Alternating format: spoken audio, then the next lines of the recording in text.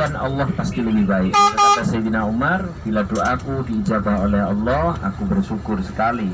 Namun bila doaku belum dikabulkan atau tidak dikabulkan oleh Allah, maka aku bersyukur sampai 10 kali. Kenapa? Karena kalau sesuai harapanku itu adalah keinginanku, sedangkan ketika tidak sesuai harapanku adalah keinginan Allah, dan keinginan Allah pasti lebih baik. Sallallahu alaihi Muhammad. Itu ya. Kemudian saya masih ingat kala itu di Purwokerto ya, masih ada rutinan ngaji di Purwokerto di Masjid Wisata Niaga. Wisata Niaga tulisannya tapi macamnya Wisata Niaga. Ya, Masjid Darussalam. Satu ketika ada seorang ibu-ibu, dia berkata demikian, Mas Ustadz, tolong doakan, mobil saya ini laku, itu peninggalan suami, tolong didoakan.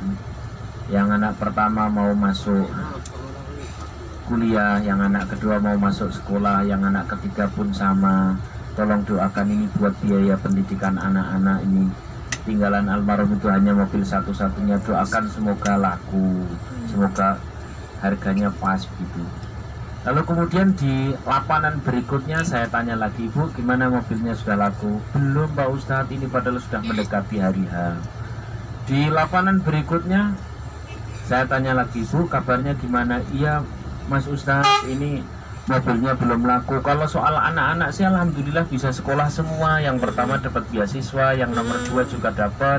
Alhamdulillah. Saya jadi bingung, jadi ini dikabulkan atau belum? Sebenarnya sudah dikabulkan atau belum? Sudah. Hanya kita ini kadang-kadang menjadi kerdil oleh pikiran kita sendiri. Kan nggak harus jual mobil. Betul, kalau anak sekolah dapat beasiswa kan malah alhamdulillah. Nah itulah ya makna dari Fima ya Allah. Fima yahtaruhu laka la fima tahtarun nafsik. Sesuai pilihan Allah, bukan sesuai pilihan kita. Dan pilihan Allah itu pasti lebih baik. Wa fil waqtil ladzi yurid la fil waqtil ladzi turid. Pada waktu yang Allah kehendaki, bukan pada waktu yang kita ingini. Karena keinginan kita dengan kehendak Allah ini lebih baik yang mana? Kehendak Allah.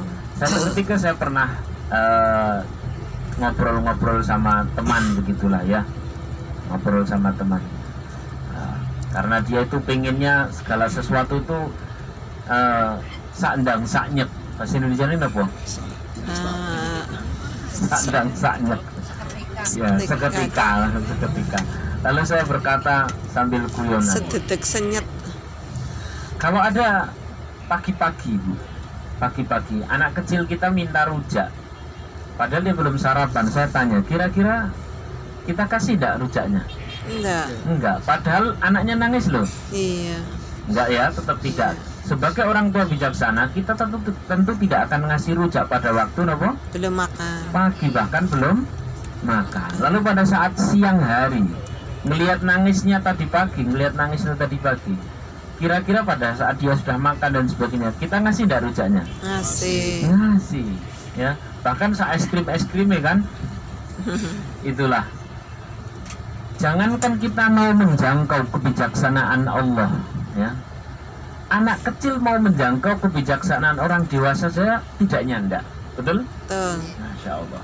Yang pasti ya, demikian pula dengan diri kita. Kita mau menjangkau kebijaksanaan Allah tentu nggak nyampe. Lalu apa tugas kita? Ya sudah seperti anak kecil tadi, silahkan munajat, silahkan berdoa, silahkan menangis dan sebagainya. Nanti pada waktu dimana kita sudah tidak mules lagi, bila dikabulkan, maka insya Allah pasti dikabulkan. Amin Allahumma. Amin. Jadi kalau di sini masih ada seorang jomblo di sini? Sudah tidak ada ya? Sudah nikah semua, alhamdulillah. Ada seorang yang menginginkan satu hajat dikabulkan. Barangkali kalau dikabulkan kala itu malah akan membuat madarat. Maka Allah Subhanahu wa taala kabulkan pada saat sudah tepat. Sallallahu alaihi Nabi Muhammad. Itu makna dari kalam hikam Syekh Ibnu Athaillah Al-Iskandari. Saya tambahi satu lagi, yang kisah yang zaman dahulu. Pada saat Rasulullah SAW mendapatkan wahyu untuk bisa umrah masuk dari Madinah bergerak menuju Mekah. Padahal itu sudah sesuai wahyu. Rasulullah SAW itu diberi wahyu oleh Allah bahwa tahun itu bisa masuk ke Mekah. Tapi apa yang terjadi?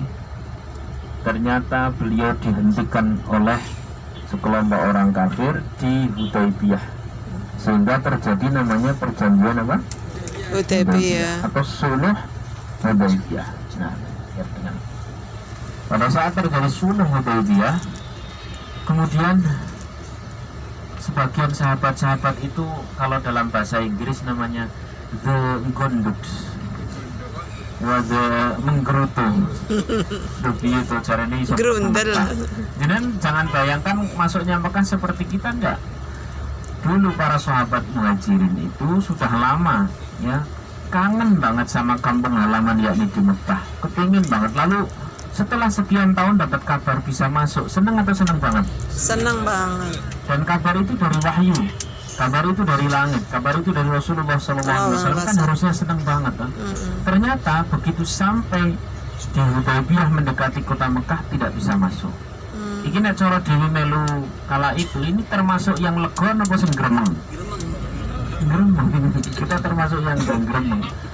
Ada sebagian sahabat kemudian dia seperti komplain kepada Rasulullah, ya Rasul, katanya tahun ini kita bisa masuk ke Mekah, loh kok ternyata kita pulang ke Madinah kita tidak bisa masuk, padahal aku sudah kangen sama kampung halaman. Kurang lebih begitu.